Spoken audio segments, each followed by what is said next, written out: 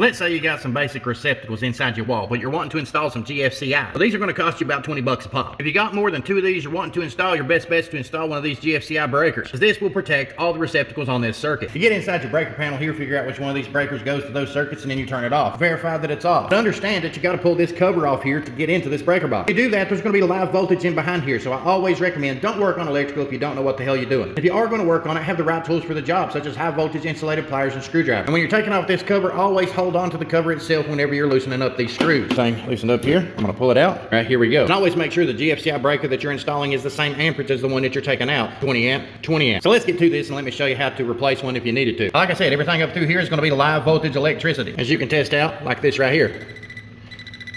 Even though I got this in the off position, there's still going to be voltage in behind it on the bus bar. But the black wire that's inside this screw here is not going to have any voltage on it. The trick is you need to find the white neutral wire that runs down through here that goes with this black wire. That wire will be somewhere on this terminal here. We're going to have to unscrew that wire, feed it up into this breaker, and then we're going to take this pigtail and feed it down into this terminal. White wire goes on the silver, the black wire goes on the gold. So I'm going to go ahead and loosen up this screw that's on this breaker and pull that black wire out. I'm using an insulated screwdriver to do this, as well as some Quinn high voltage pliers from Harbor Freight. Reach inside here, and I'm going to remove this wire. As you can see, it's away from the breaker. Now, if you want to be safe about it so that this wire doesn't hit anything else, you can always knock it off there. I'm going to try to fish this wire out and pull it away from all these other wires so I could trace it up to where it comes through its conduit at. You have to shut off all the breakers on the panel, that way you ain't got to worry about any of these wires being alive. Well, I'm going to get in through here.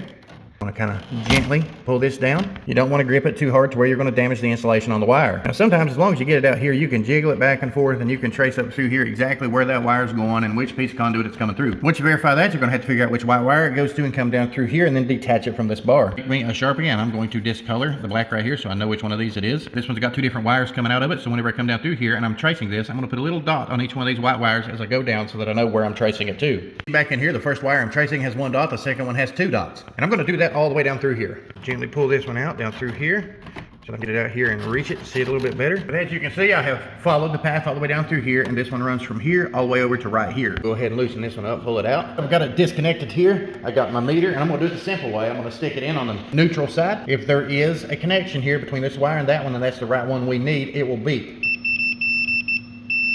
That's it. I'm going to go ahead and pop this breaker loose from the bus bar. When it starts coming up, you just reach over, pull it out.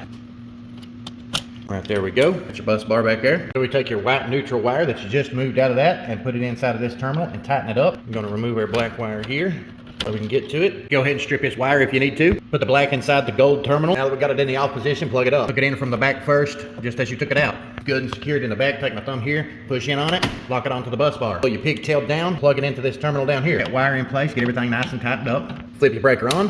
Verify everything's wired up right, test it.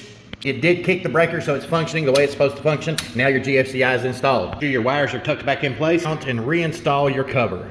Not only do you save some money this way, but you protect all 5 outlets as opposed to 2. If you like do-it-yourself videos like this, pop the clutch on that subscribe button, check out these social media platforms.